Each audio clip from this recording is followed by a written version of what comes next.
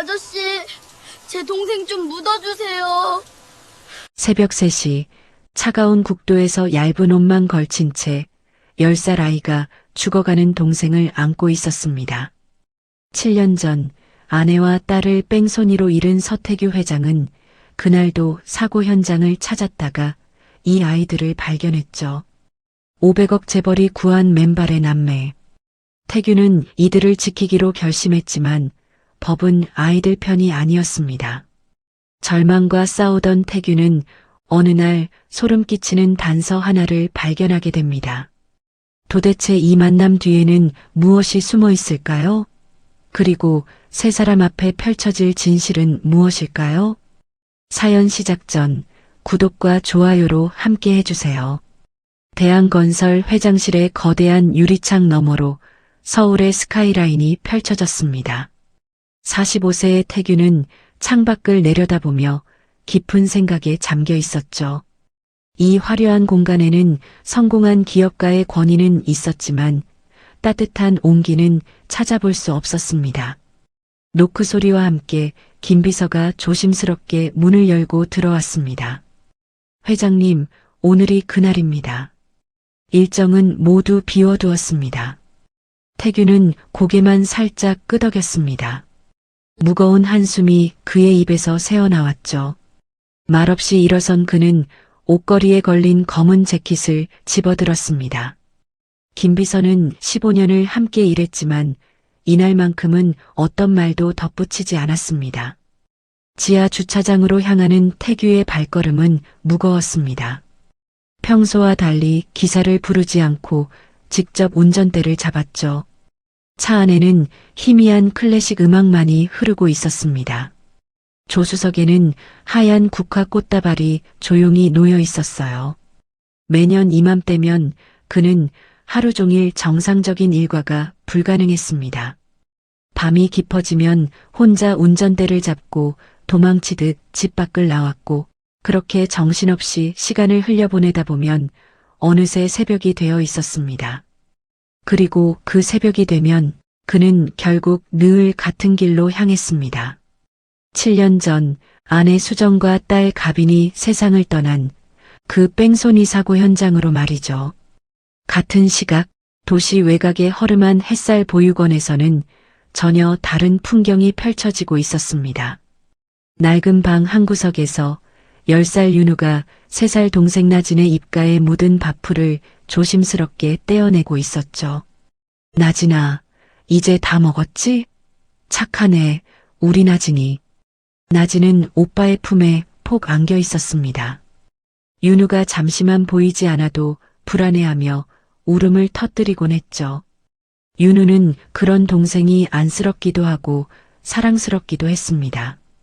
부모 없는 이곳에서 서로가 서로의 전부였으니까요. 사실 윤우는 며칠 전 원장실에서 청천벽력 같은 소식을 들었습니다. 원장은 차가운 눈빛으로 윤우를 내려다보며 말했죠. 윤우야, 나진이 입양이 거의 확정됐다. 좋은 집이야. 부잣집이고. 윤우의 얼굴이 하얗게 질렸습니다. 저는요? 저도 같이 가는 거죠? 너는 못 가. 나이가 많아서 안 데려간대. 동생이라도 좋은 곳으로 가는 거니 좋게 좋게 생각해. 원장의 말투에는 한치의 망설임도 없었습니다. 사실 그 입양 가정은 햇살 보육원에 거액의 후원금을 약속했고 자금난에 시달리고 있는 원장에게는 그것이 동아줄이었죠. 윤우는 가슴이 찢어지는 것 같았지만 나진을 위해 억지로 미소를 지었습니다. 저녁이 되자 나진을 무릎에 앉히고 속삭였죠. 나진아, 이제 맛있는 것도 많이 먹을 수 있는 좋은 곳으로 갈 거야. 오빠가 항상 응원할게. 하지만 뒤돌아서는 순간 윤우의 눈에서는 뜨거운 눈물이 흘러내렸습니다.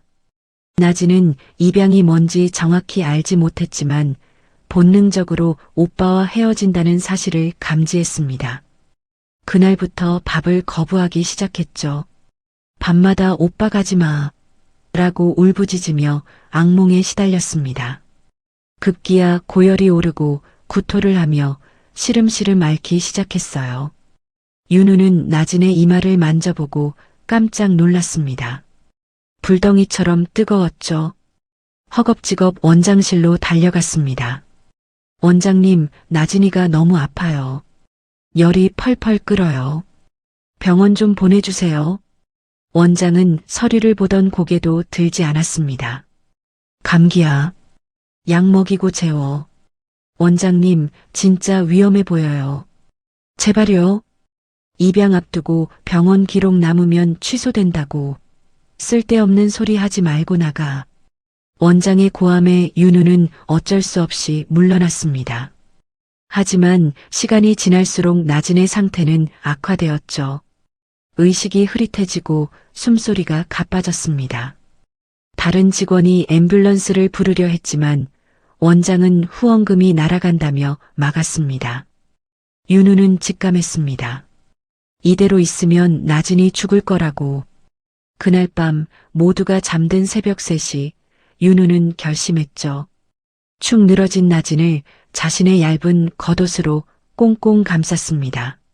3살 아이지만 10살 윤우에게는 버거운 무게였어요. 그래도 이를 악물고 등에 업었습니다. 나진아, 조금만 참아. 오빠가 꼭 살려줄게. 떨리는 다리에 힘을 주고 보육원 뒷문을 빠져나왔습니다. 어둠 속으로 두 아이는 사라졌죠. 늦가을의 국도는 차갑고 적막했습니다. 윤우는 나진을 조금이라도 더 따뜻하게 하려고 자신의 옷을 벗어 덮어주었습니다. 얇은 옷만 간신히 걸친 채 맨발로 아스팔트를 달렸죠. 발바닥이 까지고 피가 났지만 멈출 수 없었습니다. 가로등 불빛 하나 없는 어두운 길을 조금만 더 라고 되뇌며 걸었습니다. 몇 시간이 지났을까요? 윤우의 체력은 완전히 바닥났습니다. 더 이상 한 발짝도 움직일 수 없었죠. 국도 가드레일 옆에 주저앉아 나진을 꼭 끌어안았습니다. 나진은 이미 숨을 제대로 쉬지 못하고 있었어요. 바로 그 시각 태규는 7년 전 사고 현장에 도착했습니다. 매년 이 시간, 이 장소를 찾아왔죠. 가드레일 앞에 국화를 내려놓고 눈을 감았습니다. 귓가에 그날의 타이어 마찰음과 비명소리가 생생하게 들려오는 것 같았어요. 가슴이 찢어지는 듯한 고통이 밀려왔습니다. 그때였습니다. 바람소리에 섞여 희미한 울음소리가 들렸죠. 태규는 처음엔 환청인가 싶었습니다. 하지만 소리는 계속됐어요. 주위를 둘러보니 가로등 불빛 아래 무언가 웅크리고 있는 것이 보였습니다. 가까이 다가간 태규는 숨이 멎을 뻔했습니다. 거의 벌거벗은 아이가 또 다른 작은 아이를 끌어안고 있었죠. 윤우의 입술은 파랗게 질려 있었고 온몸이 덜덜 떨리고 있었습니다. 나진은 축 늘어진 채 미동도 하지 않았어요. 윤우는 흐릿한 눈으로 태규를 올려다봤습니다. 마지막 힘을 짜내 갈라진 목소리로 말했죠. 아저씨, 제 동생이 죽었어요.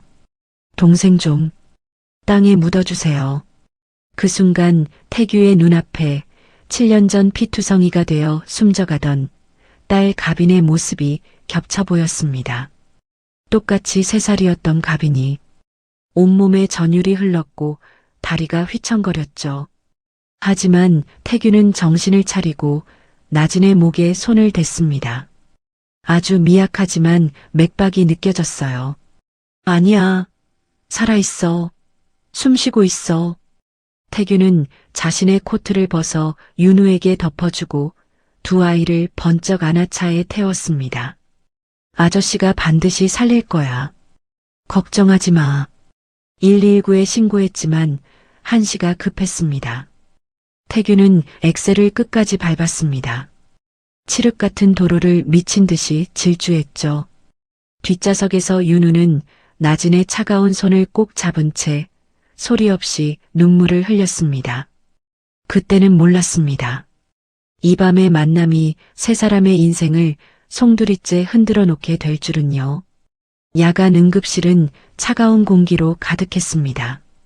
소독약 냄새가 코를 찔렀고 천장에 매달린 응급등의 빨간 불빛이 쉴 새 없이 번쩍거렸죠. 간호사들의 다급한 발걸음 소리가 복도에 울려 퍼졌고 곳곳에서 들려오는 생체 신호 모니터의 날카로운 삐삐 소리가 귓전을 때렸습니다. 그 모든 소리와 냄새, 빛들이 뒤섞여 정신을 쏙 빼놓는 혼란스러운 공간이었어요. 의료진이 나진을 이동식 침대에 실었습니다. 작은 몸이 하얀 시트 위에서 더욱 작아 보였죠. 의사가 나진의 눈꺼풀을 들어 올리고 청진기로 가슴소리를 들으며 빠르게 상태를 파악했습니다. 심각한 탈진의 영양결핍입니다. 심리적 충격으로 인한 쇼크까지 왔어요. 서둘러. 의사의 외침에 간호사들이 일사불란하게 움직였습니다. 수액 봉투를 준비하고 산소 마스크를 가져오며 분주하게 뛰어다녔죠. 나진의 작은 손에 주사바늘이 꽂히고 투명한 관을 통해 약물이 주입되기 시작했습니다. 의료진과 함께 나진이 처치실 안으로 사라졌고 육중한 문이 쾅 소리를 내며 닫혔습니다. 그 문이 닫히는 소리를 듣는 순간 태규의 눈빛이 얼어붙었습니다. 온몸에 피가 역류하는 듯한 차가움이 등줄기를 타고 올라왔죠. 7년 전 바로 이 병원에서 피투성이가 된 아내 수정과 딸 가빈이 저 문 너머로 실려 들어갔던 그날의 기억이 그를 덮쳐왔습니다. 지금 서 있는 이곳, 그때와 똑같은 병원 특유의 소독약 냄새가 났습니다. 복도에 줄지어 놓인 플라스틱 의자들, 형광등 불빛 아래 복도도 그때처럼 차갑고 스산했죠. 태규의 귓가에 7년 전 자신의 처절한 목소리가 환청처럼 겹쳐 들려왔습니다. 제발 살려만 주세요. 제발 우리 아내랑 내 딸 좀 살려주세요. 그때의 절망과 무력감이 파도처럼 밀려왔습니다. 머리가 핑 돌았고 다리에 힘이 풀렸죠. 현기증을 느끼며 벽을 짚고 겨우 몸을 지탱했습니다. 이마에는 식은 땀이 송글송글 맺혔어요. 태규가 과거의 공포와 싸우는 동안 윤우는 응급실 대기 의자 끝에 위태롭게 쭈그리고 앉아 있었습니다. 온몸이 새파랗게 질려 있었죠. 눈물과 콧물로 범벅이 된 얼굴을 닦지도 못한 채 작은 두 손을 꼭 쥐고 비비며 덜덜 떨고 있었습니다. 입술은 파랗게 변해 있었고 이를 딱딱 부딪히는 소리가 작게 들렸어요. 정신을 차린 태규가 떨고 있는 윤우를 발견했습니다. 아이의 처참한 모습에 가슴이 미어졌죠. 말없이 다가가 자신이 입고 있던 정장 외투를 윤우의 작은 어깨에 조심스럽게 덮어주었어요. 윤우는 갑작스러운 따뜻함에 놀라 고개를 들었습니다. 초점 없던 눈에 서서히 빛이 돌아왔죠. 기어들어가는 목소리로 말했어요. 감사합니다. 태규는 잠시 윤우를 내려다보다가 조심스럽게 아이 옆에 앉았습니다. 수술실 앞 보호자 대기석에는 무거운 침묵만이 흘렀죠. 천장의 형광등이 희미하게 윙윙거리는 소리만이 정적을 깨고 있었습니다. 잠시 후 윤우가 입술을 파르르 떨며 침묵을 깼습니다. 목소리는 갈라져 있었고 간신히 말을 이어갔죠. 아저씨, 나진이 진짜 살 수 있겠죠? 그 질문에는 10살 아이가 감당하기 힘든 죽음에 대한 공포가 가득했습니다. 태규는 아내와 딸을 잃었던 기억 때문에 순간 목이 메어 말을 잇지 못했어요. 목구멍이 뜨거워졌고 눈시울이 붉어졌습니다. 잠시 호흡을 고른 뒤 아이의 눈을 똑바로 보며 대답했습니다. 괜찮아질 거다. 꼭 살아서 나올 거야. 태규는 불안해하는 윤우를 위해 자신의 아픈 상처를 꺼내어 보이기로 했습니다. 사실 아저씨는 7년 전에 가족을 잃었어. 아내와 딸이 교통사고를 당했는데 범인이 차를 몰고 도망갔어. 윤우가 놀란 눈으로 태규를 바라봤습니다. 태규는 씁쓸한 미소를 지으며 말을 이었어요. 그 차는 아직도 발견이 안 됐고 범인도 아직 못 잡았지. 그래서 너희는 내가 꼭 지켜주고 싶구나. 시간이 조금 흘렀습니다. 태규는 긴장이 풀려 기운이 빠진 윤우를 일으켜 세웠죠. 아이의 몸이 휘청거렸습니다.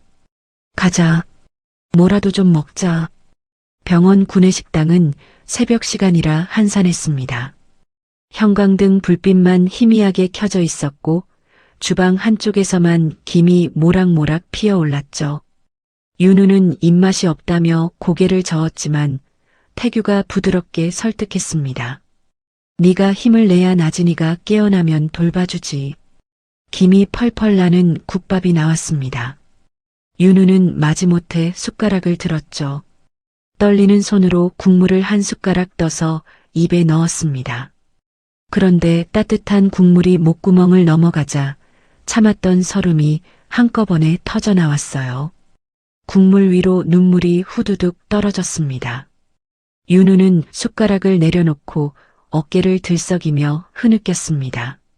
나진이 없으면 저 못 살아요. 저한테는 나진이뿐이에요. 태규가 윤우의 깊은 형제에 마음이 흔들리던 그때였습니다. 병원 복도 끝에서 소란스러운 소리가 들려왔죠. 누군가 급하게 뛰어오는 발소리와 함께 고함 소리가 울려 퍼졌습니다. 윤우야, 윤우야, 나진이 어딨어? 햇살 보육원 원장이 헐레벌떡 뛰어오고 있었습니다. 원장은 머리카락이 헝클어진 채 거친 숨을 몰아쉬고 있었죠. 하지만 얼굴에는 아이들 걱정보다는 화가 잔뜩 난 표정이 역력했습니다. 그 목소리를 듣자마자 윤우는 사색이 되었어요. 몸이 굳어버린 듯 꼼짝도 하지 못했습니다. 그러다 본능적으로 태규의 등 뒤로 숨었죠. 태규의 옷자락을 꽉 움켜쥔 작은 손이 바들바들 떨렸습니다. 태규는 윤우를 등 뒤로 감추고 천천히 자리에서 일어났습니다. 키 큰 그가 일어서자 원장과의 거리가 확연히 느껴졌죠. 태규는 원장을 차갑게 내려다보며 낮은 목소리로 말했습니다. 아이 앞에서 목소리 낮추세요. 여긴 병원입니다. 원장은 태규의 기세에 잠시 눌렸습니다. 하지만 곧 뻔뻔한 본색을 드러냈죠. 얼굴을 붉히며 언성을 높였습니다. 입양이 코앞인데 애를 데리고 도망치면 어떡합니까? 약속된 후원금이 있어서 저로서도 어쩔 방도가 없어요. 입양을 보내는 이유가 고작 돈 때문이라는 사실에 태규의 표정이 싸늘하게 굳었습니다. 입양이요? 이 상태로요? 아이가 영양실조에 탈진까지 왔는데? 원장이 계속 돈 타령을 하며 변명을 늘어놓았습니다. 태규는 낮고 단호한 목소리로 일갈했습니다.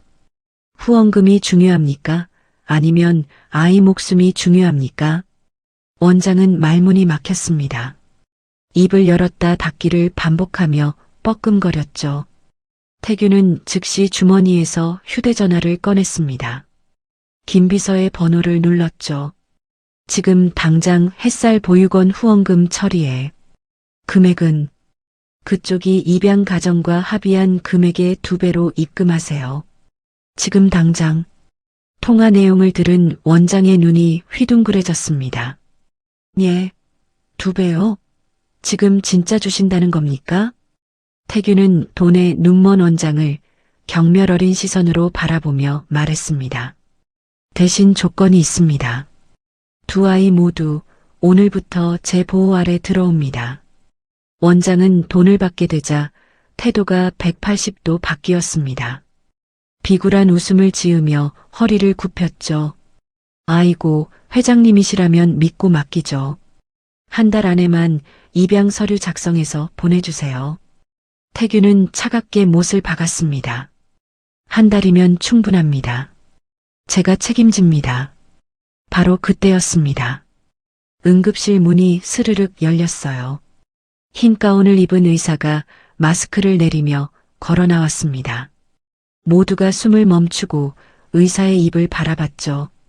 다행히 고비는 넘겼습니다. 산소 포화도가 안정됐고 열도 내렸습니다. 윤우는 그 말을 듣자마자 다리에 힘이 풀려 그 자리에 주저앉았습니다. 참았던 울음이 터져나왔죠. 엉엉 소리내어 울었습니다. 태규는 무릎을 꿇고 앉아 윤우의 어깨를 단단히 감싸 안아주었어요. 됐다. 이제 괜찮아. 나진이 살았어. 모든 상황이 정리된 후 태규와 윤우는 나진이 잠든 병실로 향했습니다. 복도를 걸어가며 윤우가 조심스럽게 태규의 손을 꼭 잡았어요. 아저씨, 정말 고맙습니다. 태규는 말없이 아이의 손을 꽉 잡아주었습니다. 병원 복도의 희미한 불빛 아래 두 사람의 그림자가 길게 늘어졌습니다. 각자 다른 방향을 향하던 그림자들이 이제는 하나로 겹쳐지며 같은 곳을 향해 나아가고 있었어요. 병원에서 퇴원한 두 아이가 태규의 차를 타고 저택에 도착했습니다. 검은색 벤츠 차량이 커다란 철문을 지나 드넓은 정원을 통과했죠. 현관에 들어서자마자 윤우와 나진은 입을 다물지 못했습니다. 천장은 놀라울 정도로 높았고 화려한 샹들리에가 반짝반짝 빛나고 있었어요. 무엇보다 보육원에서는 한 번도 느껴본 적 없는 따뜻한 공기가 온몸을 감쌌습니다. 두 아이는 말없이 주위를 두리번거렸죠. 태규가 아이들을 2층 방으로 안내했습니다. 문을 열자 넓은 방이 나타났어요. 푹신한 침대가 2개 나란히 놓여 있었고 포근한 이불이 깔끔하게 정리되어 있었습니다. 옷장 안에는 아이들을 위해 준비된 새 잠옷이 걸려 있었죠. 나진이 조심스럽게 침대에 앉아보았습니다. 그러자 몸이 푹 꺼지는 푹신함에 놀라 까르르 웃음을 터뜨렸어요. 오빠, 여기 구름 같아. 윤우는 이 모든 호사가 믿기지 않는 듯 조심스럽게 이불을 만져보았습니다. 부드러운 촉감이 손끝에 전해졌죠.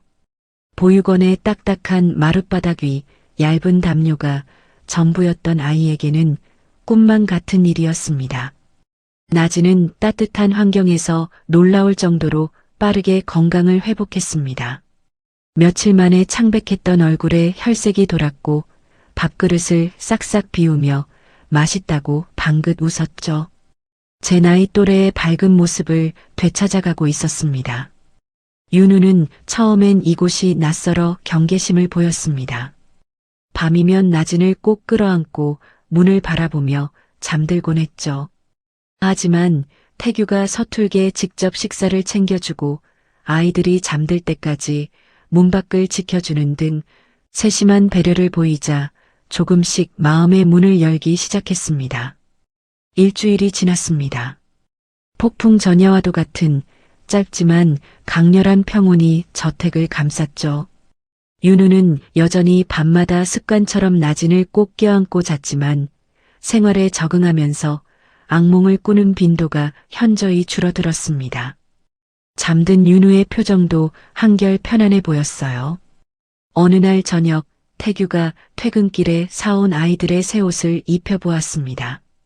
윤우에게 파란색 스웨터를 입혀보며 툭 던지듯 어색하게 말했죠. 이 색깔이 너한테 참 잘 어울리는구나. 윤우는 쑥스러운 듯 고개를 숙였지만 그 말에 담긴 온기의 안도감을 느꼈습니다. 거울을 슬쩍 보며 자신의 모습을 확인했죠. 그러던 어느 날 오후 김비서가 태규의 서재로 들어왔습니다. 손에는 두꺼운 서류철이 들려 있었죠. 회장님, 아이들의 친부모에 대한 신원 확인 결과가 나왔습니다.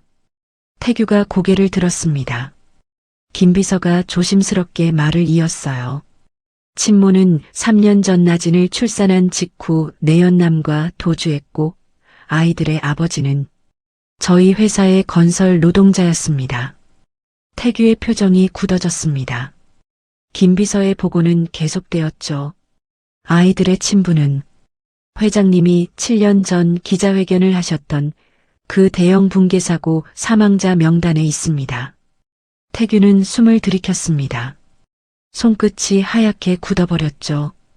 잊으려 했던 과거의 거대한 죄책감이 다시 그를 덮쳐왔습니다.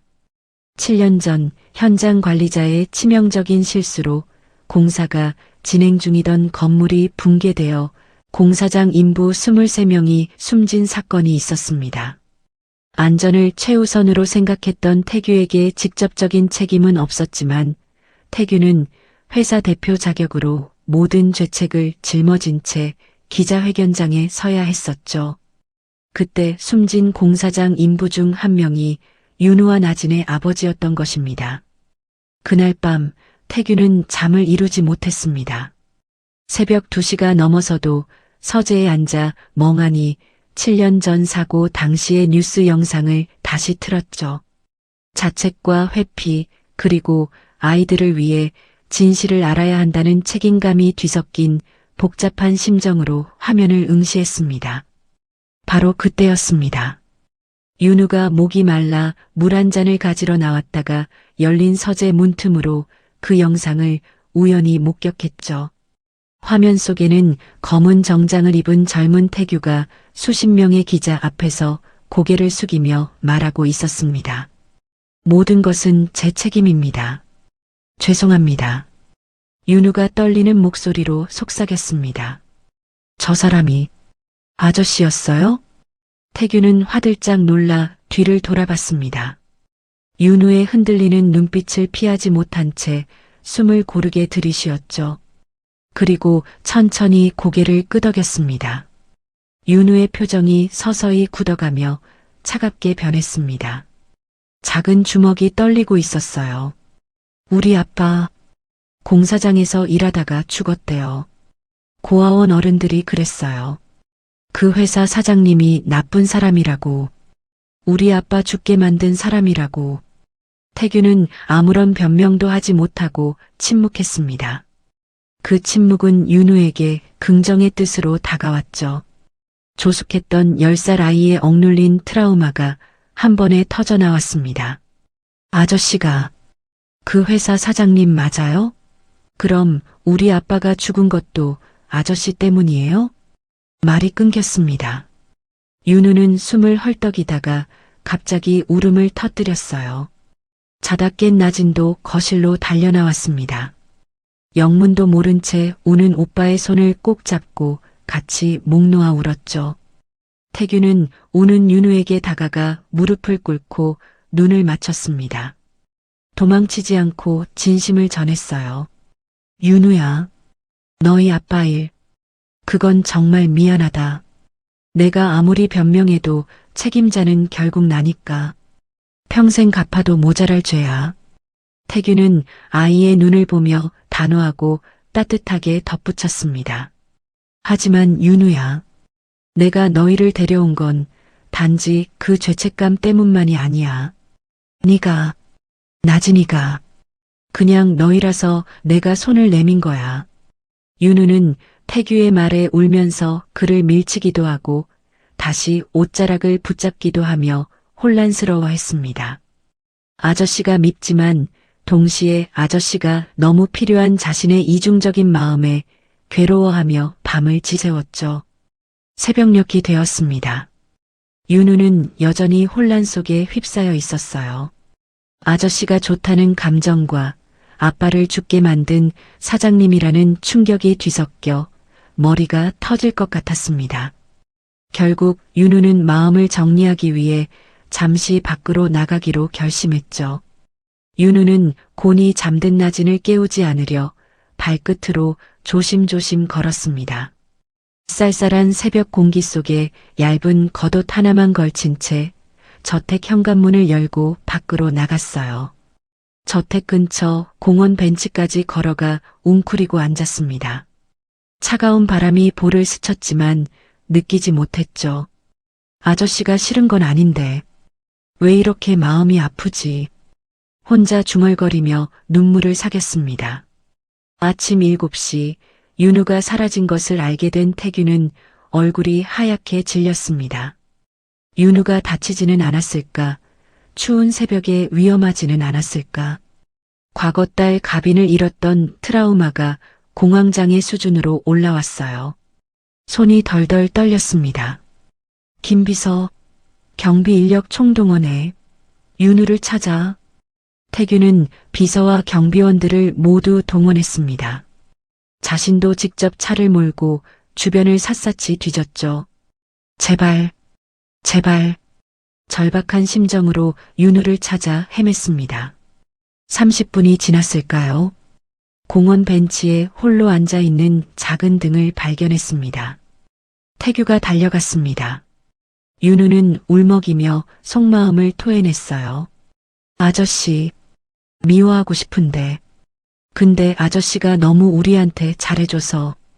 태규는 윤우를 와락 품에 안았습니다. 미워해도 돼. 마음껏 미워해.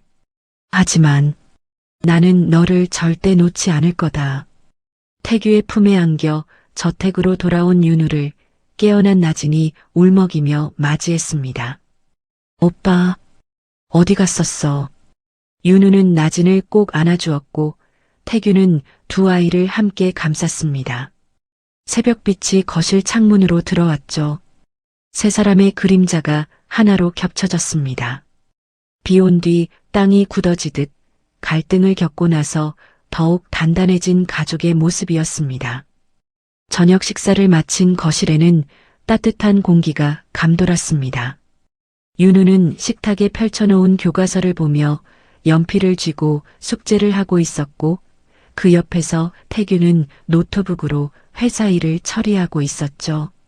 대한건설 회장실의 차갑고 냉랭한 풍경과는 달리 이곳은 사람 사는 온기로 가득했습니다. 태규는 모니터를 보면서도 무심한 척 접시에 깎아놓은 사과 조각을 윤우 쪽으로 슬쩍 밀어주었습니다. 배고프면 말해. 투박하지만 다정한 그 말투에 윤우는 살짝 미소를 지으며 사과를 집어들었습니다. 아삭한 소리가 조용한 거실에 울렸죠. 그때 나진이 크레파스로 삐뚤빼뚤 그린 그림을 들고 폴짝폴짝 뛰어왔습니다. 아저씨, 나 그림 잘 그렸지. 이거 아저씨야. 종이에는 커다란 머리와 긴 다리를 가진 사람이 그려져 있었습니다. 태규는 그림을 받아들고 어색하게 웃었지만 진심을 담아 말했죠. 그래, 아주 잘 그렸구나. 특징을 잘 잡았네. 나진의 머리를 부드럽게 쓰다듬어 주었습니다. 나진은 뿌듯한 얼굴로 다시 자기 방으로 뛰어갔어요. 며칠이 지난 어느 날 밤이었습니다. 태규가 서재에서 늦게까지 일하다 나오던 중 자신의 방문 앞에서 웅크리고 잠든 나진을 발견했습니다. 작은 몸을 동그랗게 만 채 문 앞에서 새근새근 잠들어 있었죠. 지나가던 윤우가 이를 보고 투덜거렸습니다. 얘는 맨날 여기서 자네. 하지만 윤우의 표정은 한없이 부드러웠습니다. 익숙한 솜씨로 담요를 가져와 동생에게 조심스럽게 덮어주었죠. 그 모습을 지켜보던 태규는 가슴 한구석이 찌릿했습니다. 조용한 숨소리, 아이들의 체온, 이 모든 것이 너무나 소중하게 느껴졌어요. 그동안 잊고 살았던 행복이 바로 이것이었구나 싶어 울컥했습니다. 아침 식탁에서 셋이 함께 밥을 먹는 것이 이제는 제법 자연스러웠습니다. 나진이 태규의 숟가락을 챙겨주며 물었죠. 아저씨, 오늘도 밥 같이 먹을 거지? 태규가 미소를 지으며 대답했습니다. 그래, 나진이랑 밥 먹고 힘내서 아저씨 돈 많이 벌어올게. 출근 준비를 하며 태규가 윤우에게 부탁했습니다. 윤우야, 학교 다녀와서 나진이 좀 잘 부탁한다. 윤우는 고개를 끄덕였습니다. 누군가에게 맡겨진다는 불안감이 아니라 가족으로서 역할을 받았다는 책임감에 처음으로 깊은 안정감을 느꼈죠. 그날 밤 윤우는 침대에 누워 천장을 바라보며 혼잣말을 했습니다. 아저씨랑 있으면 그냥 좋아. 여기서 평생 이렇게 같이 살고 싶다. 윤우의 마음이 단순한 생존 본능에서 태규에 대한 깊은 애착으로 완전히 옮겨갔음을 보여주는 순간이었습니다. 하지만 평화로운 날들은 오래가지 못했습니다. 며칠 뒤 저녁 경비 직원이 태규에게 인터폰으로 보고했죠. 회장님, 집 앞에서 어떤 여자가 한참 서성이길래 제가 누구시냐고 물었더니 꽁지가 빠지게 도망가더라고요. 경비원의 설명에 따르면 그 여자는 은은하게 풍겨오는 술 냄새와 싸구려 향수 냄새가 뒤섞여 머리가 아플 지경이었고 새빨간 립스틱을 바르고 있었다고 했습니다. 퀭한 눈에 불안한 손짓을 하고 있었다고요. 길 잃은 사람이겠지. 태규는 대수롭지 않게 넘기려 했지만 마음 한구석이 이유 없이 찝찝하고 불길했습니다. 저택 밖 어둠 속에서 거대한 대문을 멀리서 바라보는 여자의 실루엣이 있었습니다. 그 시선에는 먹잇감을 노리는 야수 같은 탐욕이 번들거리고 있었죠. 며칠이 더 지났습니다. 날이 어둑해질 즈음 정문 인터폰이 요란하게 울렸어요. 경비가 평소와 달리 매우 긴장한 목소리로 보고했습니다. 회장님, 그때 그 여자가 자기가 윤우와 나진이 생모라고 소리소리 지르며 난리를 칩니다. 태규의 표정이 굳어졌습니다. 현관을 나서자 대문 앞에는 허름한 차림의 여자가 서 있었죠. 헝클어진 머리는 아무렇게나 휘감아 묶었고 입술에 립스틱은 번져 있었습니다. 옷은 낡았지만 눈빛만은 형형하게 살아있었어요. 최정인이었습니다. 그녀는 태규와 마주하자 떨리는 척 연기를 시작했지만 그녀의 눈동자는 쉴 새 없이 태규의 고급 옷과 저택의 화려한 조경 주차된 외제차를 훑고 있었습니다. 모성이 아니라 철저한 계산을 품은 눈빛이었죠. 저, 윤우, 나진이 엄마예요. 회장님이 우리 애들 데리고 계시다면서요? 그녀의 목소리에는 아이들에 대한 안부나 걱정보다는 상대가 돈 많은 회장이라는 것에 대한 탐색과 기대감이 묻어났습니다. 태규가 아이들을 불러오자 최정희는 곧바로 감정 연기에 돌입했습니다. 윤우야, 세상에 이렇게 컸네? 엄마가 얼마나 찾았는데. 과장되게 울먹이며 다가왔지만 그녀의 손은 전혀 떨리지 않았습니다. 윤우는 친모를 보자마자 반가움이 아닌 공포에 질려 몸을 움찔하며 뒤로 물러섰죠. 나진은 본능적으로 오빠의 등 뒤로 숨어 바들바들 떨었습니다. 최정인이 윤우의 머리에 손을 얹으려 하자 윤우가 소스라치게 놀라며 피했습니다. 아이들의 얼굴에는 혼란과 두려움이 동시에 떠올랐죠. 최정희는 아이들의 거부 반응에도 아랑곳하지 않고 거짓말을 늘어놓기 시작했습니다. 엄마가 그땐 너무 힘들었어. 너희 먹여 살릴 자신이 없어서 너네 잘 살라고 이 악물고 떠났던 거야. 너희 아빠가 그렇게 일찍 가버릴지 몰랐지. 그녀가 눈물을 훔치는 척하는 순간에도 시선은 태규의 반응을 살피고 집안 현관 너머의 값비싼 장식품들을 훑고 있었습니다. 처음부터 끝까지 철저한 연기였죠. 최정희는 윤우를 안는 척하며 태규에게는 들리지 않게 낮고 섬뜩한 목소리로 윤우의 귀에 속삭였습니다. 윤우야, 엄마 금방 다시 올 거니까 그때 엄마 말 잘 들어야 한다. 알았지? 그 말은 아이에게 죄책감과 혼란, 그리고 거부할 수 없는 무언의 압박을 동시에 주는 독한 말이었습니다. 윤우는 얼어붙은 채 아무 말도 하지 못하고 입술만 깨물었어요. 태규가 나서서 냉정하고 단호하게 말을 잘랐습니다. 지금 아이들은 갑작스러운 만남을 감당하기 어렵습니다. 오늘은 이만 돌아가십시오. 앞으로의 만남 여부는 아이들 상태를 보고 제가 판단합니다. 최정희는 태규의 말에 순식간에 표정을 바꿨습니다. 적대적인 말투로 쏘아붙였죠. 제가 애들 엄만데요? 내 배 아파 낳은 내 새끼 내가 보겠다는데 피 한 방울 안 섞인 회장님한테 허락을 받아야 된다는 거예요? 그녀의 뻔뻔한 본성이 완전히 드러나는 순간이었습니다. 태규는 차갑게 대답했어요. 법적으로 보호자 권리를 포기하신 분이 지금 와서 그런 말씀을 하시는 건 부적절합니다. 최정희는 이를 악물고 태규를 노려보다가 돌아섰습니다. 가면서도 중얼거렸죠. 두고 봐요. 내가 가만히 있을 사람처럼 보이나. 그날 밤 윤우는 잠을 이루지 못하고 뒤척였습니다. 나지는 악몽을 꾸는 듯 잠꼬대를 했어요. 싫어. 아줌마 싫어. 문틈 사이로 이를 지켜보는 태규의 표정이 굳어졌습니다. 평온했던 일상에 균열이 생기기 시작했음을 직감했죠. 이제 시작이군. 태규는 다가올 싸움을 준비하기 시작했습니다.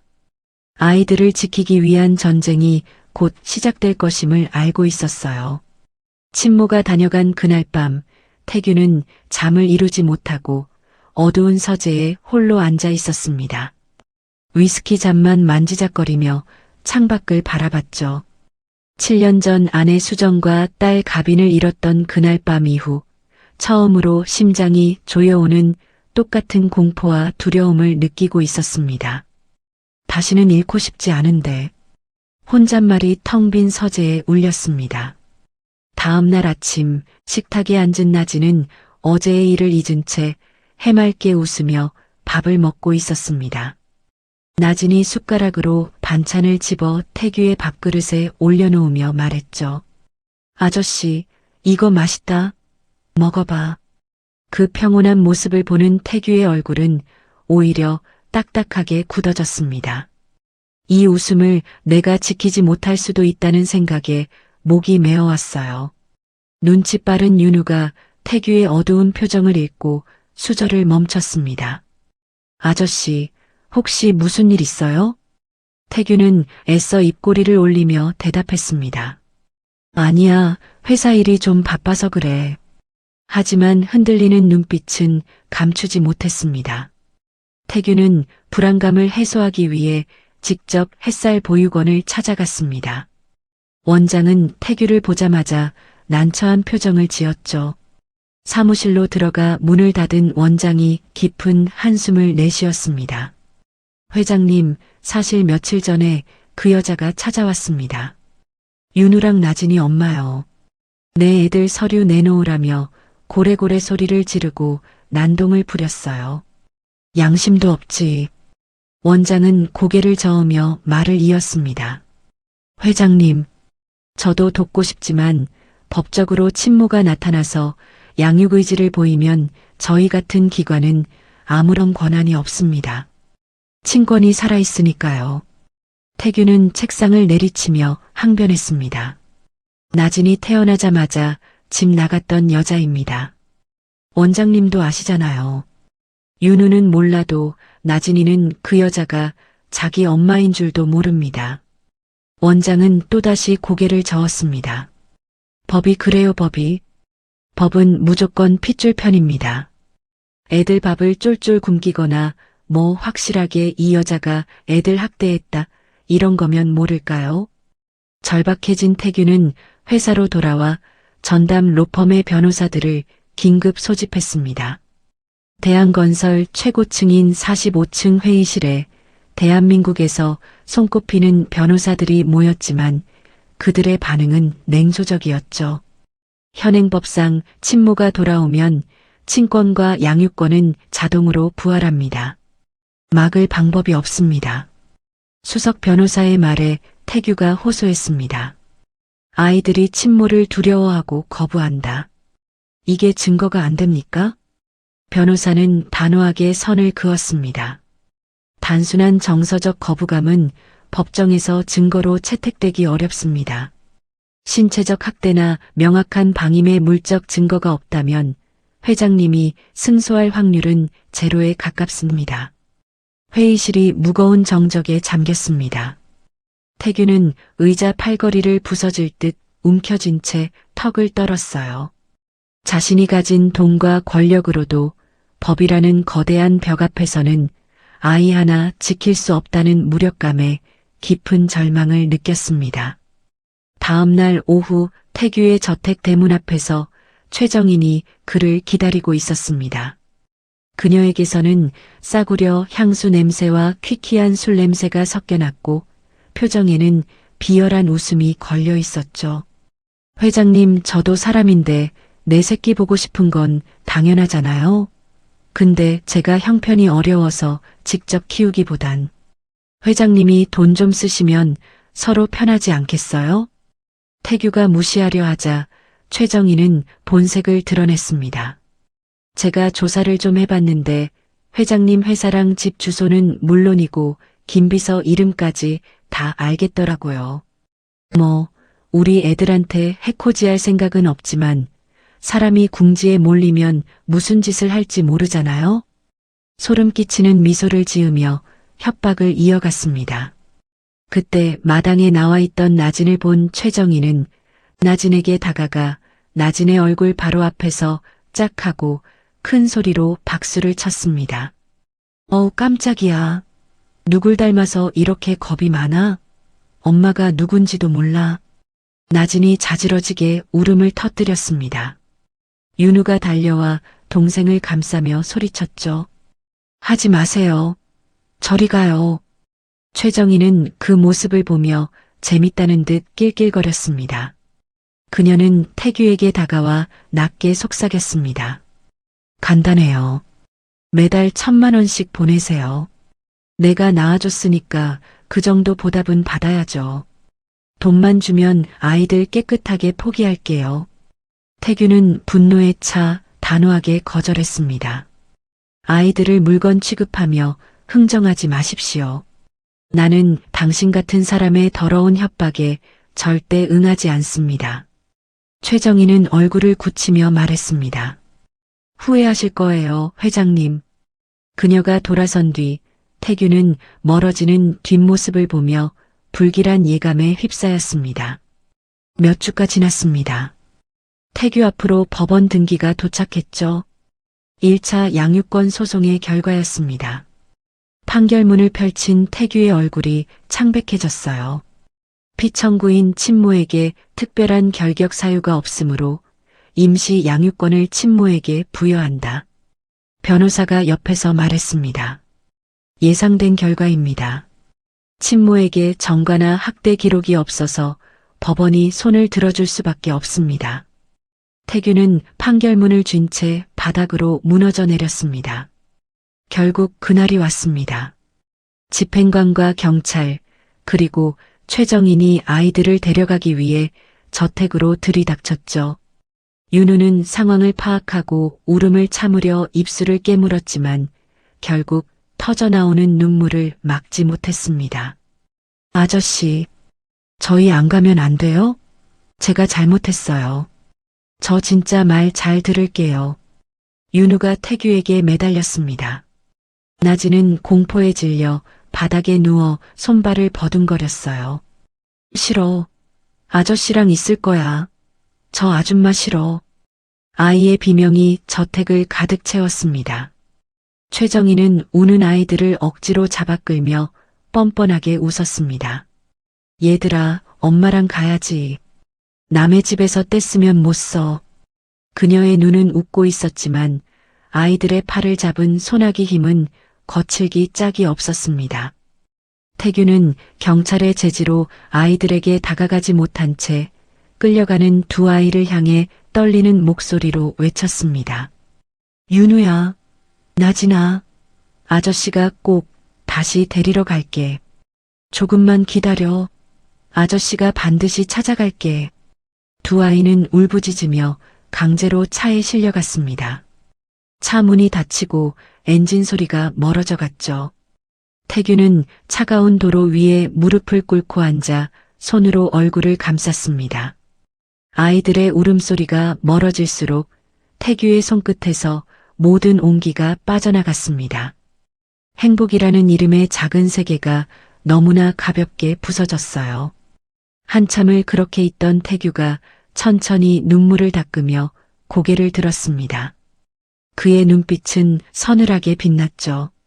진짜 싸움은 이제부터야. 텅 빈 저택에 돌아온 태규는 서재로 향했습니다. 책상 위에는 아이들이 그린 그림이 놓여 있었어요. 나진이 그린 세 사람이 손을 잡고 있는 그림이었죠.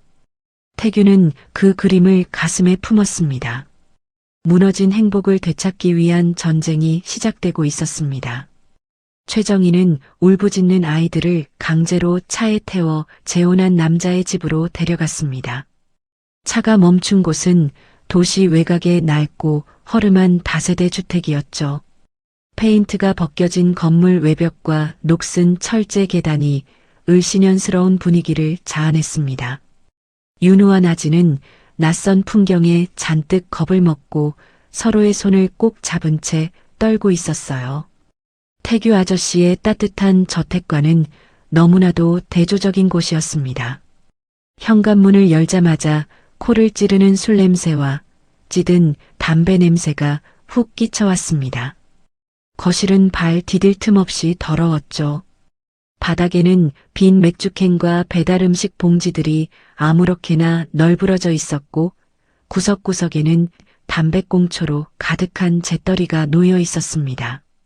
한때는 베이지색이었을 소파는 이제 얼룩투성이가 되어 원래 색을 알아볼 수 없을 지경이었어요.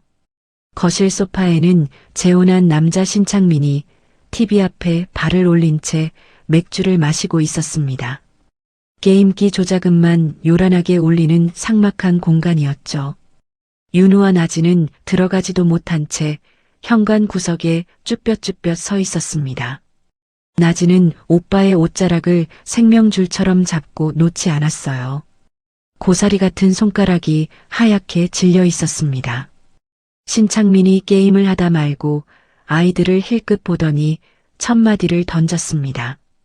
뭐야, 진짜 데려왔네? 이거 진짜 돈 되는 것들 맞아? 아이들을 생명체가 아닌 돈벌이 수단으로만 보는 그의 태도가 적나라하게 드러났습니다. 최정인이 대답했죠. 당연하지. 그 회장놈이 얼마나 애들한테 정 붙였는데. 방금 애들 데려오는데 누가 보면 진짜 아빠인 줄. 조금만 기다려봐. 곧 연락 올 거야. 저녁 식사 시간이 되었습니다. 신창민과 최정희는 식탁에서 치킨과 맥주를 먹고 있었지만 아이들 앞에 놓인 건 먹다 남은 햇반 하나뿐이었어요. 반찬도 없이 말라붙은 밥만 놓여 있었습니다. 나진이 배가 고프다며 작은 목소리로 칭얼댔습니다. 나진이 배고파. 최정희는 짜증 섞인 톤으로 쏘아붙였습니다. 뭘 그렇게 바라는 게 많아. 며칠 굶어도 안 죽어. 조용히 해. 윤우는 몰래 치킨 뼈에 붙은 작은 살점을 떼어 나진의 입에 넣어 주었습니다. 그 모습을 본 신창민이 비웃듯 내뱉었죠. 아, 이 집에 믿을 거 하나도 없는 거 알지? 아무거나 주면 감사합니다 하고 그냥 처먹어. 토 달지 말고. 윤우는 겁에 질려 고개를 푹 숙였습니다. 신체적 폭력보다 더 잔혹한 정서적 학대와 모멸감이 아이들의 가슴을 멍들게 했어요. 태규 아저씨와 함께했던 따뜻한 식사 시간이 꿈만 같이 느껴졌습니다. 밤이 되자 윤우는 답답한 공기를 견디지 못하고 숨을 고르려 잠시 마당으로 나왔습니다. 좁은 마당 구석에 반쯤 무너진 낡은 차고가 눈에 들어왔죠. 트타이 지붕은 여기저기 구멍이 나 있었고 문은 삐걱거리며 간신히 매달려 있었습니다. 윤우가 호기심에 차고 문을 밀자 녹슨 경첩이 끽 소리를 내며 안쪽이 드러났습니다. 그 안에는 먼지가 두껍게 쌓인 흰색 SUV 한 대가 주차되어 있었어요. 앞 범퍼 쪽이 심하게 부서져 있는 것이 눈에 띄었습니다. 헤드라이트도 한쪽이 깨져 있었고 보닛에는 무언가에 부딪힌 듯한 움푹 패인 자국이 있었죠.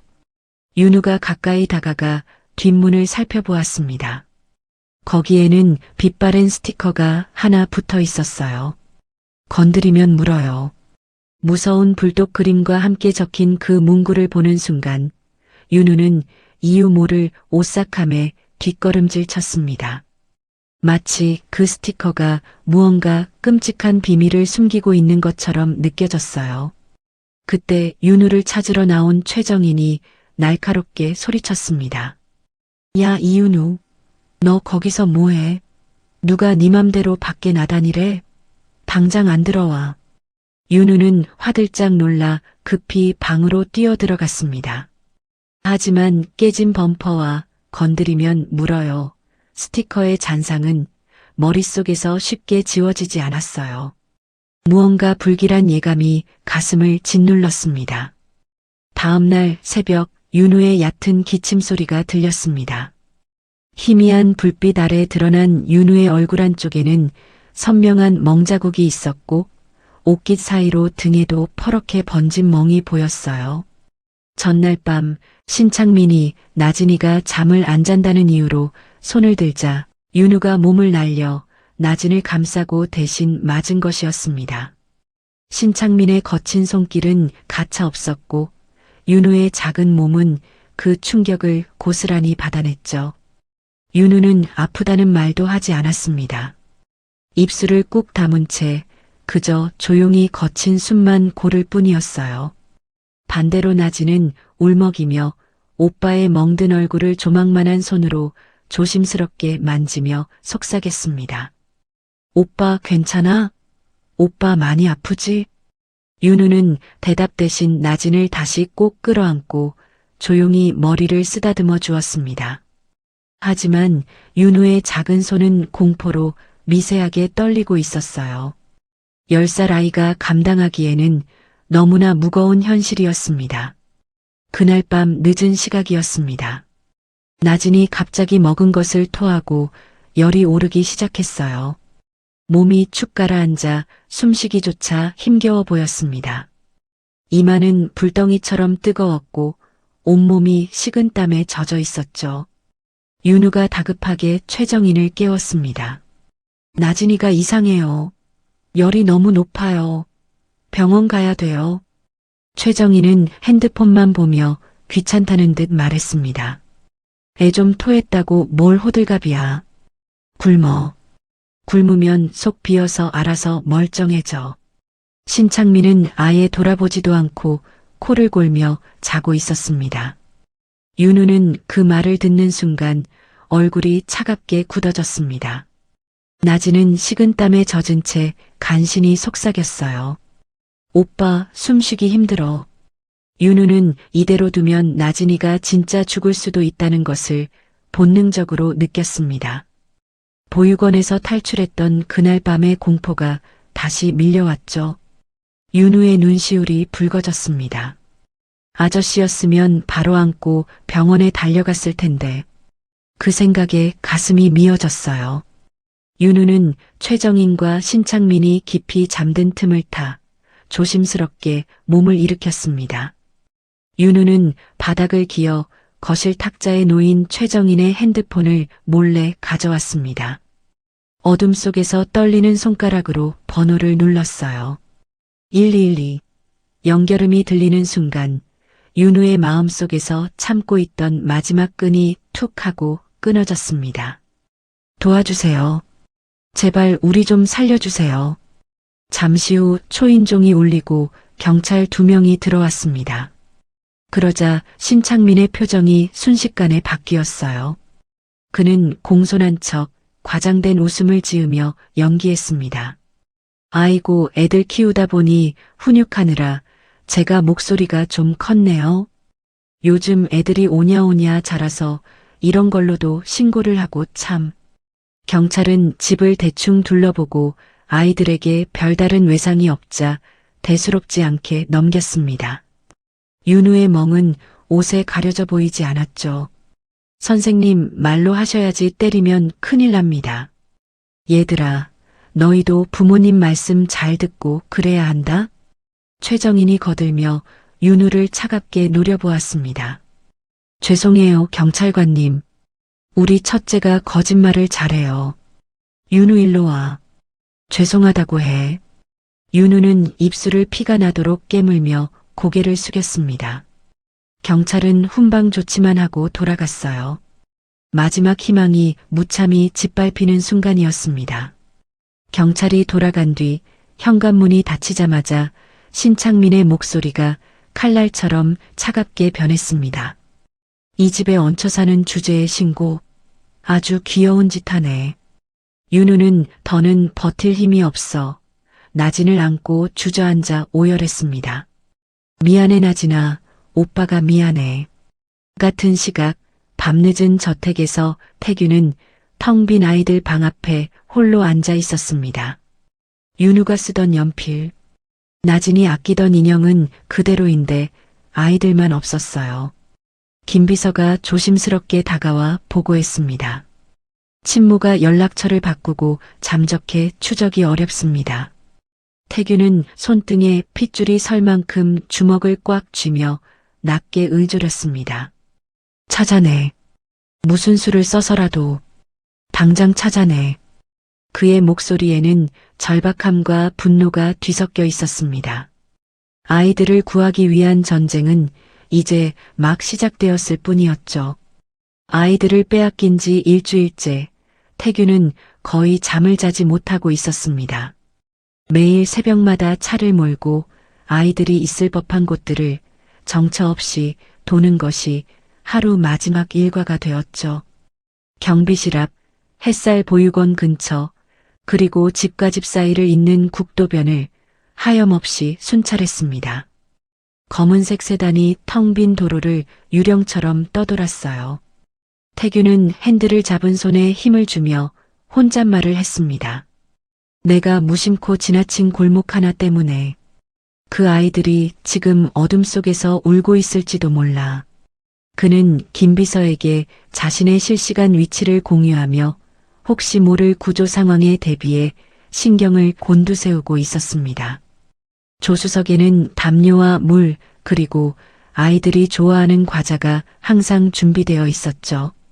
언제 아이들을 만날지 모른다는 희망 하나로 버티고 있었습니다. 같은 시각 신창민의 집이었습니다. 술에 취한 신창민은 거실 소파에 골아떨어져 코를 골고 있었고 최정희는 화장실 문을 열어둔 채 누군가와 시끄럽게 통화하며 웃고 있었어요. 낄낄대는 웃음소리가 집안에 울려 퍼졌습니다. 그래, 그 회장놈이 곧 연락해 올 거야. 내가 지금 완전 잠적해 있거든. 적당한 타이밍에 애들 데리고 찾아가야지. 지금쯤 엄청 똥줄 타고 있을걸?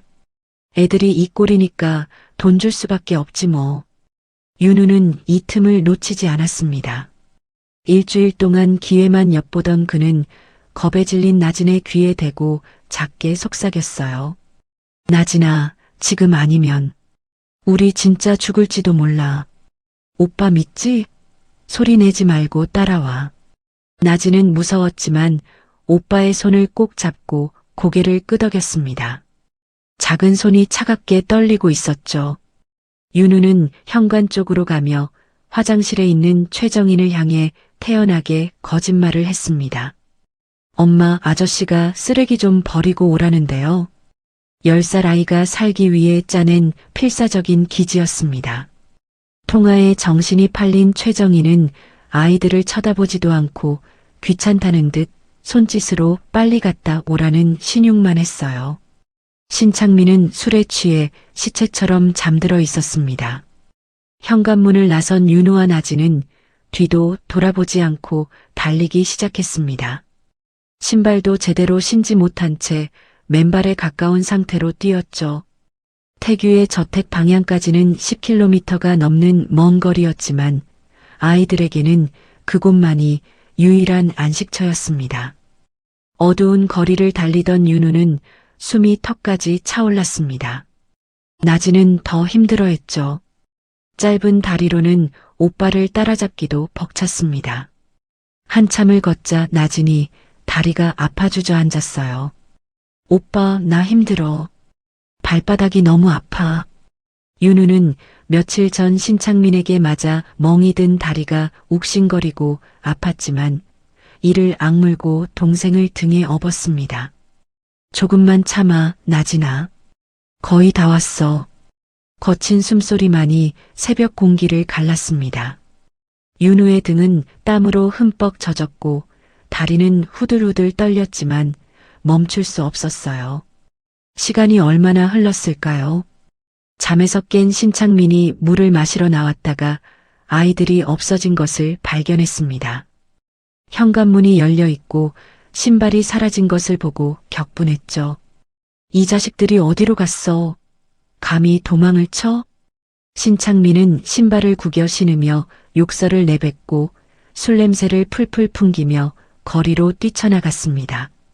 최정인도 뒤늦게 상황을 파악하고 허둥지둥 뒤따라 나섰어요.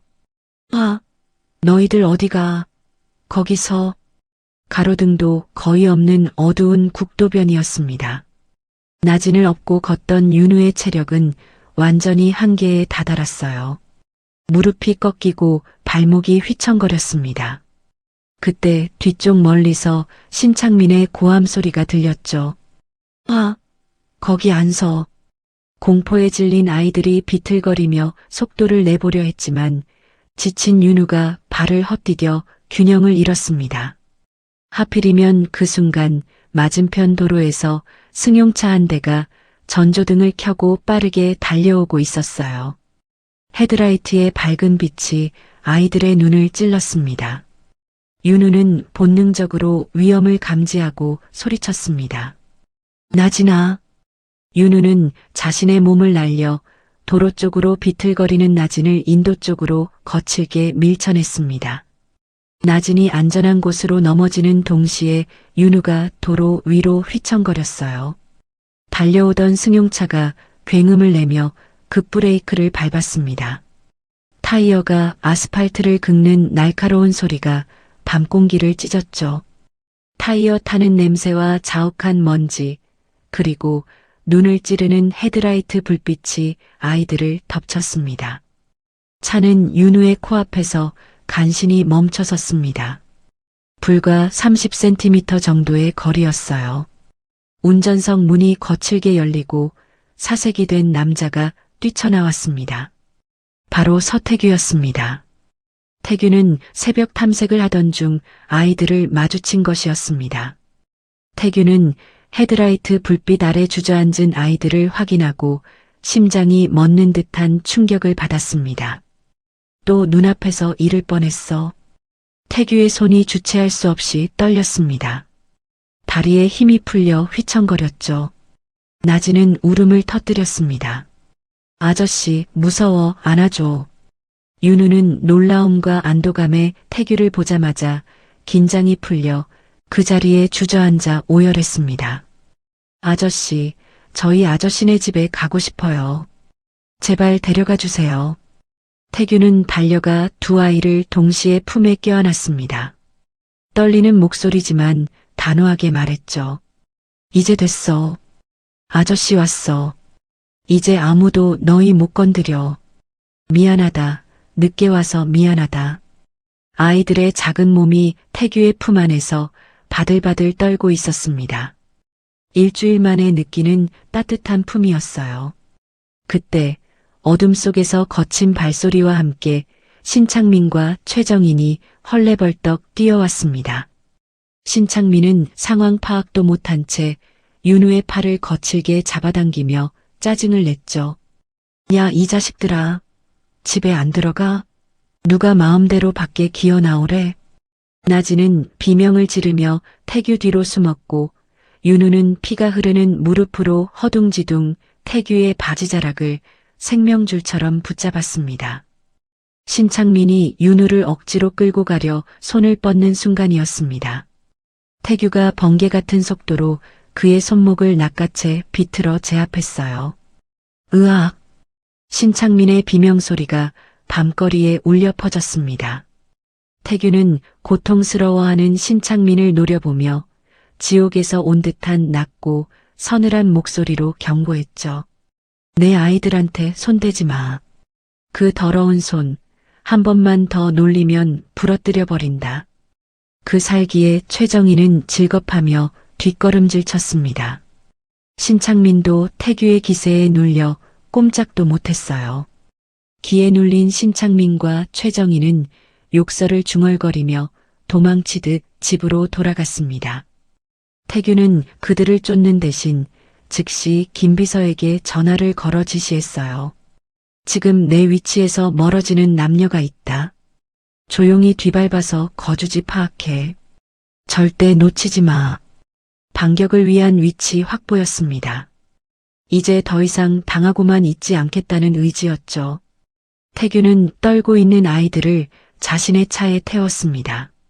따뜻한 차 안에서 윤우가 여전히 불안한 눈빛으로 물었어요. 아저씨, 진짜 우리 집으로 가는 거죠? 태규는 아이들을 뒤돌아보며 뜨겁게 대답했습니다. 그래. 이제 절대 너희들 안 보내. 절대. 약속하마. 병원 응급실에 도착했습니다. 의사는 아이들의 몸에 난 멍과 탈수 증세, 영양 결핍 상태를 확인하고 분노했죠. 이건 명백한 방임이자 정서적 학대입니다. 진단서 바로 끊어드리겠습니다. 사진도 다 찍어두겠습니다. 태규는 의사의 말을 듣는 순간 더 이상 법의 테두리 안에서 당하고만 있지 않겠다고 결심했습니다.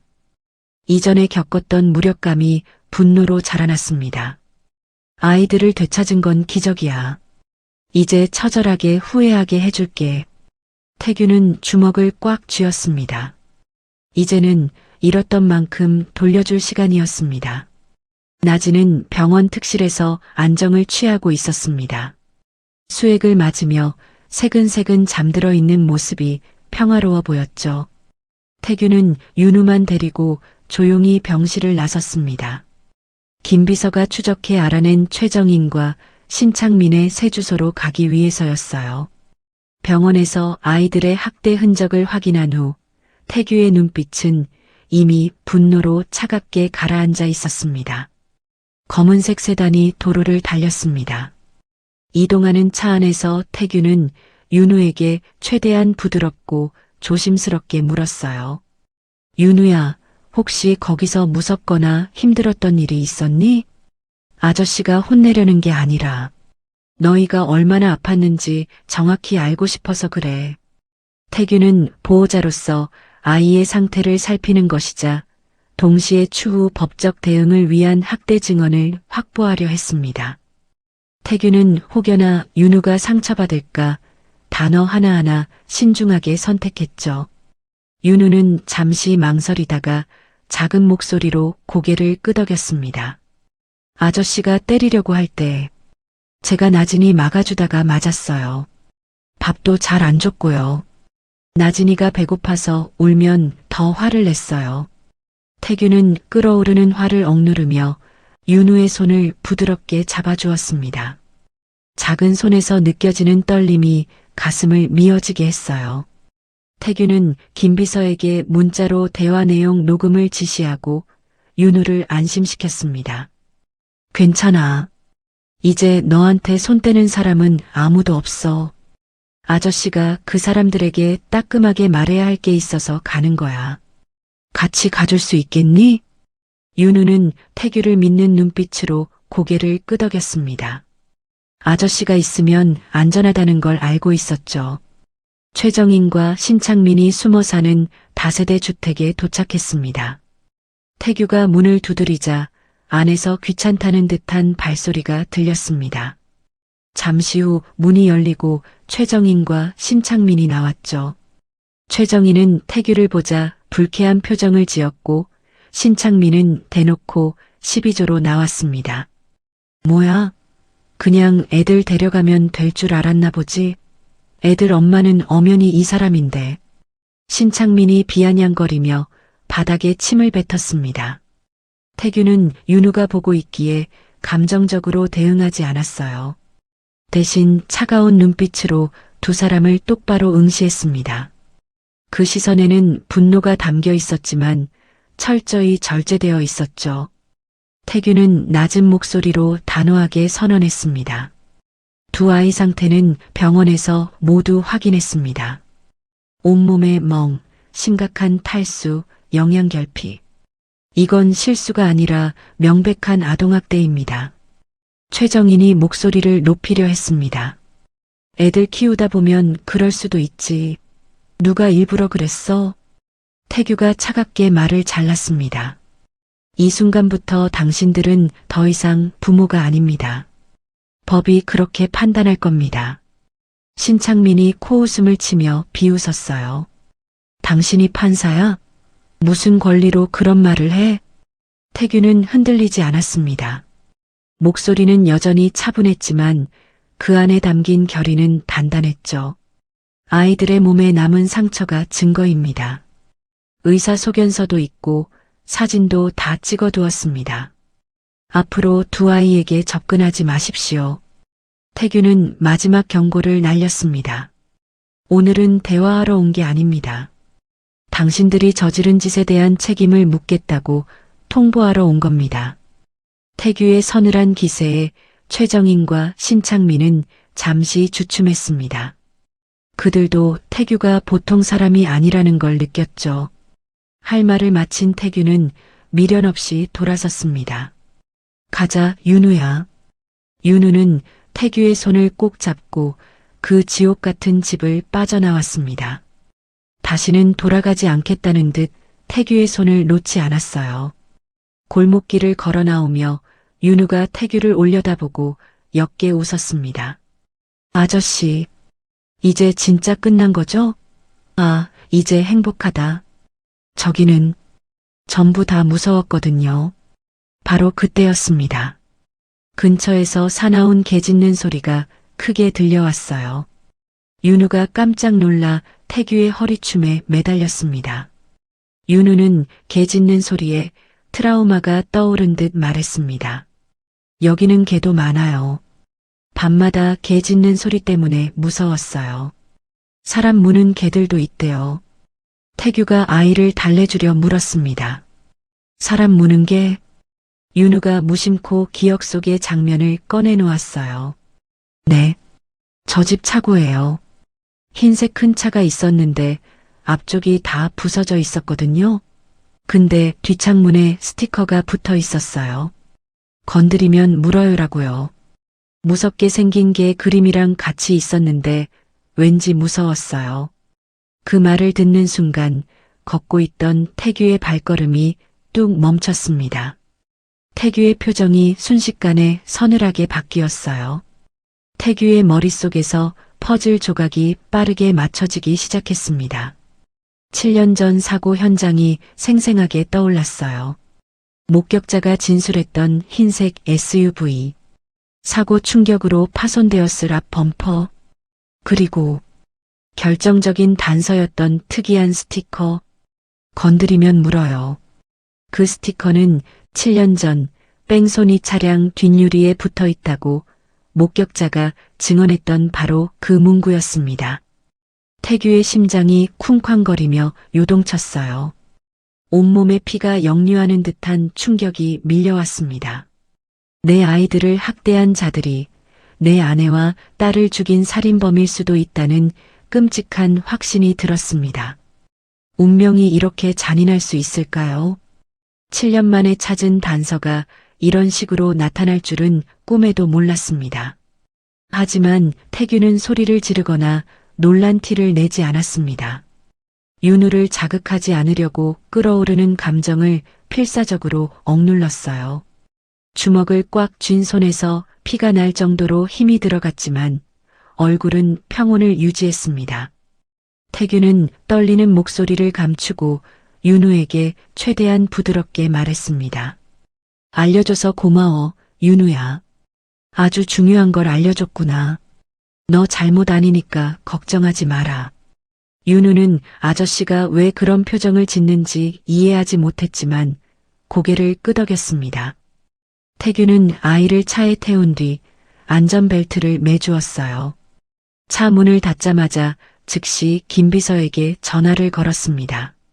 그의 눈빛은 방금 전에 온화한 보호자가 아닌 먹잇감을 문 맹수처럼 변해 있었죠. 지금 당장 확인해. 저 집 차고에 있는 흰색 SUV. 앞 범퍼 파손 흔적 확인하고 차대번호 조회해서 긴급 수배 돌려. 7년 전 그 차가 확실한지 지금 당장. 김 비서의 대답이 들렸습니다. 네, 회장님. 즉시 처리하겠습니다. 태규는 전화를 끊고 핸들을 꽉 잡았습니다. 손이 미세하게 떨리고 있었어요. 7년이야. 7년 만에. 그는 백미러로 뒷좌석의 윤우를 바라봤습니다. 아이는 창밖을 보며 안도의 한숨을 쉬고 있었죠. 태규는 마음속으로 다짐했습니다. 이 아이들을 지키면서 동시에 7년 전의 진실도 밝혀내겠다고. 그리고 신창민과 최정인이 정말로 그날의 범인이라면 반드시 대가를 치르게 하겠다고. 차는 병원으로 향했습니다. 태규의 서늘한 눈빛과 함께 운명의 톱니바퀴가 본격적으로 돌아가기 시작했습니다. 조사실 안은 무겁게 가라앉은 공기로 가득했습니다. 천장의 형광등만이 차갑게 깜빡이며 희미한 불빛을 내뿜고 있었죠. 아동학대 혐의로 긴급 체포된 최정인과 신창민이 나란히 앉아 조사를 받고 있었습니다. 신창민은 다리를 꼬고 앉아 거만하게 소리쳤습니다. 아니, 내 애네가 훈육 좀 했다는데 그게 무슨 죄야? 애들이 지가 혼난 걸 학대라고 우기면 다 학대야? 그는 여전히 상황 파악을 못하고 큰 소리를 치고 있었어요. 마치 자신이 피해자인 것처럼 억울해하는 표정이었습니다. 반면 최정희는 초조한 기색이 역력했습니다. 손톱을 물어뜯으며 불안하게 눈동자를 굴렸죠. 그녀는 직감적으로 이 상황이 단순한 아동학대 조사가 아님을 느끼고 있었습니다. 무언가 더 큰 일이 벌어지고 있다는 불길한 예감이 들었어요. 조사실 밖 태규는 매직미러 너머로 그들을 지켜보고 있었습니다. 겉으로는 미동도 없이 서 있었지만 주머니 속에 넣은 손은 미세하게 떨리고 있었죠. 그의 곁에 선 김 비서가 조용히 그러나 확실한 목소리로 보고했습니다. 회장님, 방금 감식반 결과 나왔습니다. 차고에 있던 그 흰색 SUV 차대 번호를 조작한 흔적이 발견되었습니다. 원래 번호를 조회한 결과 7년 전 사모님과 따님 사고 당시 수배되었던 그 차량이 확실합니다. 태규는 눈을 감고 깊은 숨을 들이쉬었습니다. 심장이 터질 듯 요동쳤지만 지금은 감정을 터뜨릴 때가 아니었어요. 그는 김 비서에게 짧게 고개를 끄덕였습니다. 진행해. 조사실 안으로 베테랑 형사 2명이 서류 뭉치를 들고 들어갔습니다. 형사는 아이들의 멍든 사진과 병원 진단서를 테이블 위에 탁 하고 내려놓았죠. 형사가 날카롭게 말했습니다. 아동학대는 피해자 진술과 의학적 증거만으로도 충분히 구속 수사감입니다. 하지만 오늘 우리가 진짜 궁금한 건 이게 아닙니다. 형사는 또 다른 사진 한 장을 꺼냈습니다. 바로 차고에 있던 앞 범퍼가 부서진 흰색 SUV 사진이었어요. 사진을 보는 순간 신창민의 눈동자가 흔들리고 최정인의 얼굴이 백지장처럼 하얗게 질렸습니다. 형사가 쐐기를 박았습니다. 7년 전 미제 뺑소니 사건. 피해자는 모녀. 차대번호 조회 끝났습니다. 당신들 차고에 있는 그 차가 범행 도구더군요. 신창민은 다급하게 소리쳤어요. 무슨 소리야. 난 모르는 일이야. 저거 폐차장에서 주워온 거야. 하지만 그의 목소리는 덜덜 떨리고 있었습니다. 거짓말을 하는 사람의 전형적인 모습이었죠. 형사는 두 사람을 번갈아 보며 딜을 제안했습니다. 지금부터 먼저 입 여는 사람은 수사협조 참작해서 감형 요청 들어가겠습니다. 하지만 끝까지 입 다무는 사람은 뺑소니 치사, 사체 유기, 아동학대까지 무기징역 각오해야 할 겁니다. 형사는 최정인 쪽을 뚫어지게 쳐다보며 툭 던졌어요. 그날 목격자 진술에 따르면 조수석에도 누군가 타고 있었다더군요.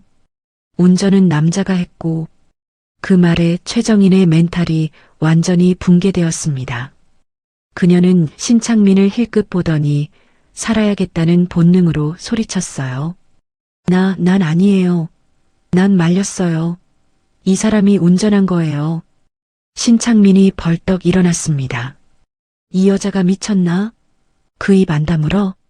고함을 질렀지만 형사들이 그를 강제로 자리에 앉혔습니다. 최정희는 본물 터지듯 7년 전 그날의 진실을 토해내기 시작했어요. 7년 전 겨울밤이었습니다. 차 안에는 술 냄새가 진동했죠. 신창민은 만취 상태로 운전대를 잡고 있었고 조수석의 최정인과 돈 문제로 심하게 말다툼을 하고 있었습니다. 돈도 없으면서 왜 도박을 해? 우리 이제 어떻게 살아? 최정인이 소리치자 신창민은 홧김에 엑셀을 밟으며 과속을 했습니다. 조용히 안 해? 내가 알아서 할 거야. 전방을 보지 않고 최정인에게 소리를 지르던 그 순간이었어요. 골목길을 건너던 태규의 아내 수정과 딸 가빈을 미처 보지 못했습니다. 둔탁하고 끔찍한 충격음이 울렸습니다. 차가 사람을 치고도 멈추지 않고 몇 미터를 더 밀고 나갔죠. 앞 유리에 금이 가고 세상이 정지한 듯한 정적이 흘렀습니다.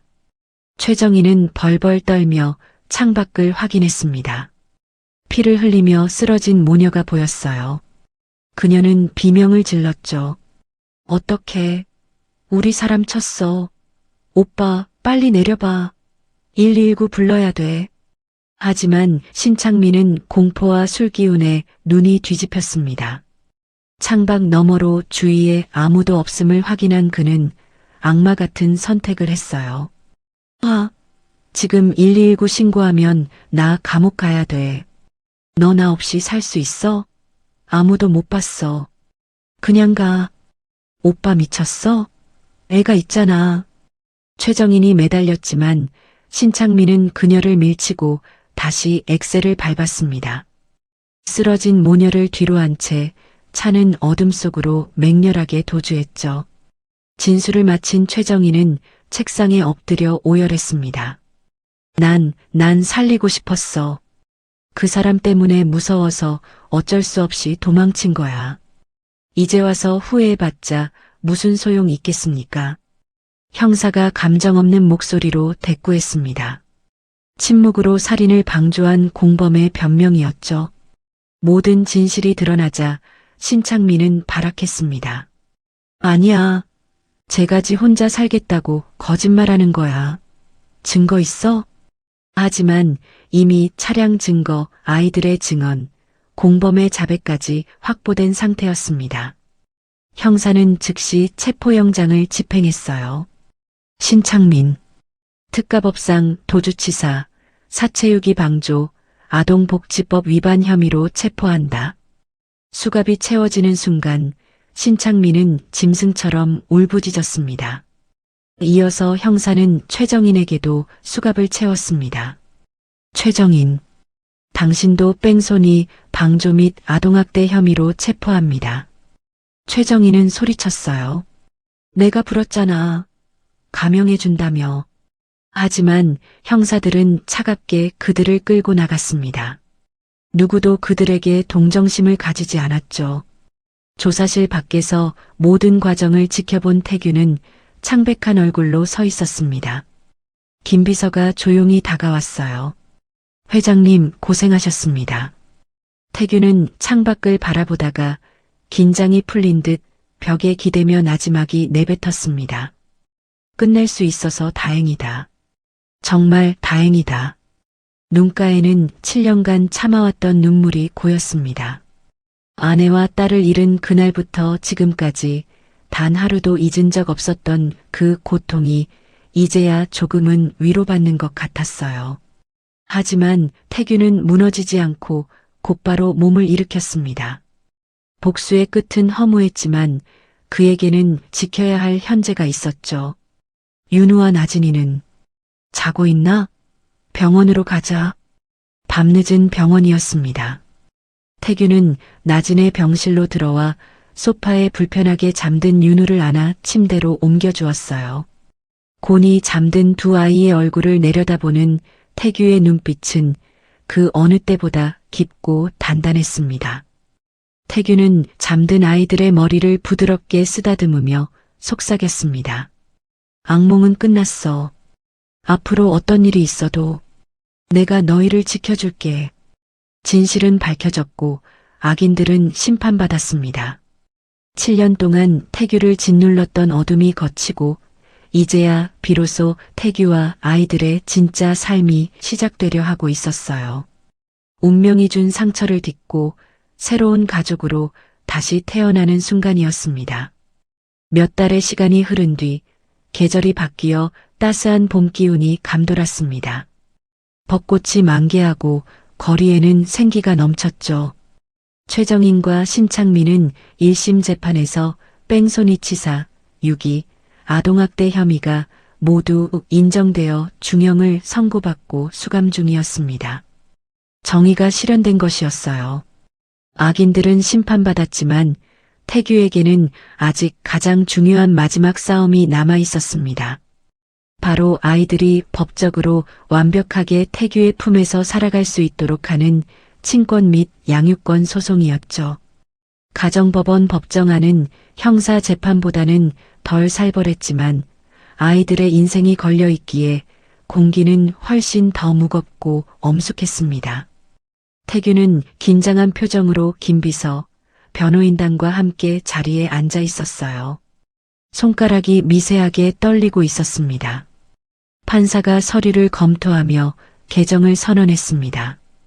본 재판은 두 아이의 복리와 최선의 이익을 최우선 기준으로 판단하겠습니다.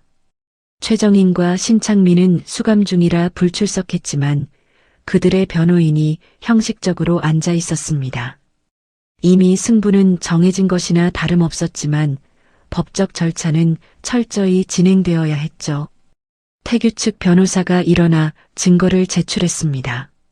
병원 진단서, 심리 상담 기록, 그리고 지난 몇 달간 태규가 아이들을 어떻게 돌봤는지 보여주는 양육일지들이 차례로 제시되었어요.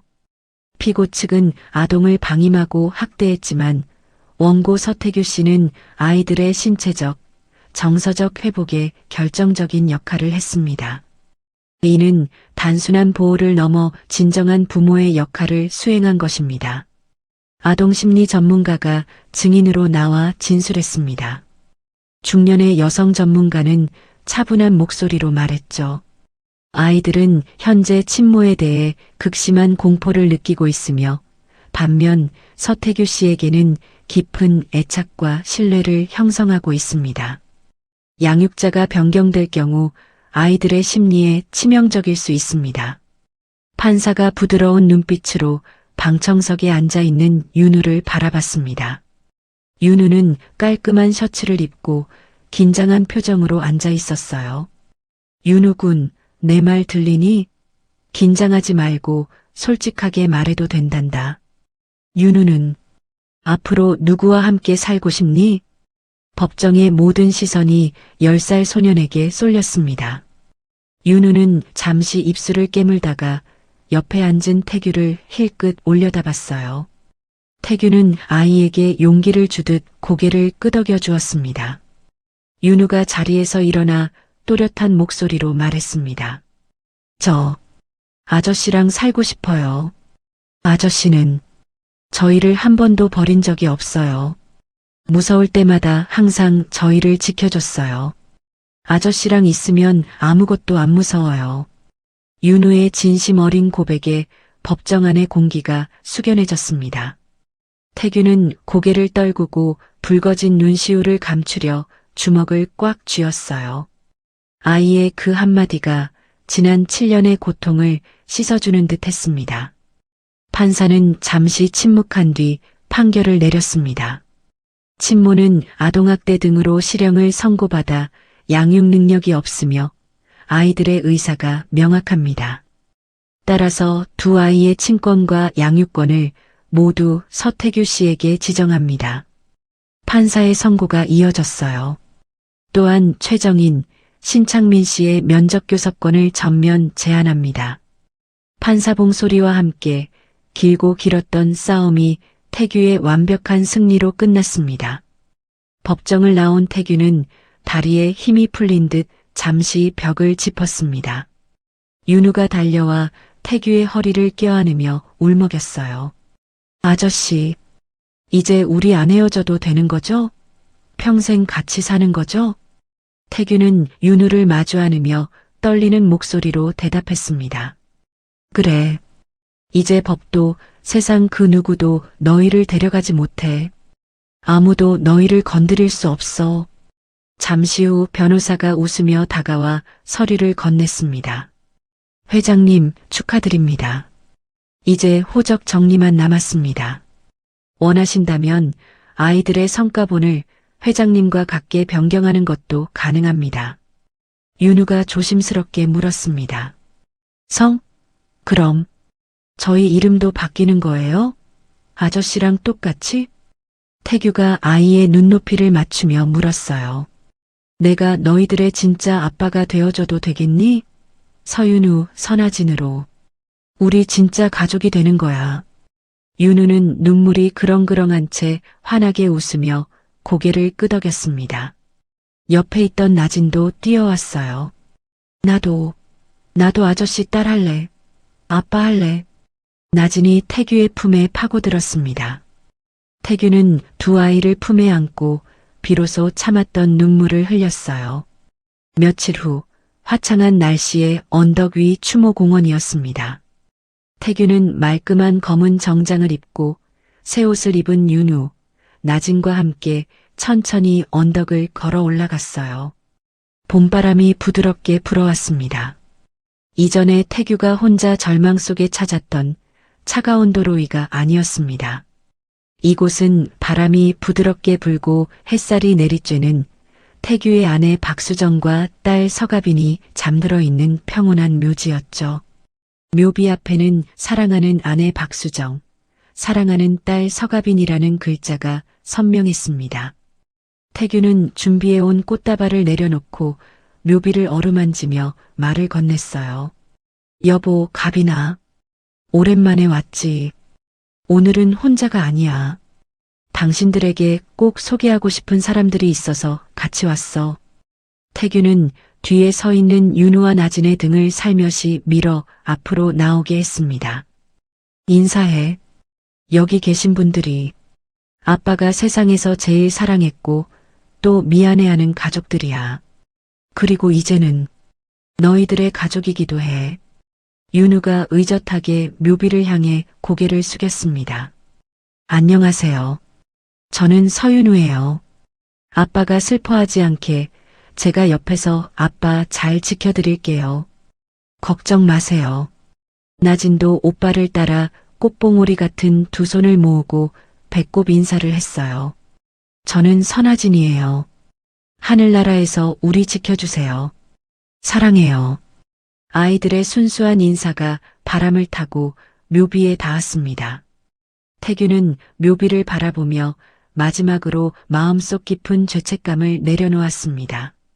수정아, 가빈아, 너희를 지키지 못한 내가 이제야 용기를 내어 이 아이들을 지켜보려 해. 부디 우리를 지켜봐줘. 태규의 표정에서 지난 7년간의 그늘이 걷히고 편안함이 깃들었어요. 참배를 마치고 내려오는 길, 풍경이 좋은 언덕에서 김비서가 카메라를 들었습니다. 회장님, 날씨도 좋은데 기념사진 한 장 찍으시죠. 태규와 윤우, 나진이 나란히 섰습니다. 윤우는 태규의 어깨에 기대고 나진은 태규의 팔에 매달렸어요. 하나, 둘, 셋. 찰칵. 셔터 소리와 함께 세 사람의 환한 미소가 사진 속에 영원히 박제되었습니다. 서태규, 서윤우, 선아진이라는 새로운 가족의 탄생을 알리는 순간이었죠. 상처를 딛고 일어선 세 사람이 서로를 의지하며 새로운 행복을 만들어갈 것을 약속하는 희망찬 봄날이었습니다. 오늘 이야기를 끝까지 들어주셔서 감사합니다. 어디에서 이야기를 듣고 계신지 댓글로 남겨주시면 한 분 한 분 반갑게 인사드리겠습니다. 오늘도 행복하시고 건강한 하루 보내시길 간절히 바랍니다. 다음 이야기로 찾아뵙겠습니다. 구독, 좋아요 부탁드립니다. 햇살 같은 이야기였습니다.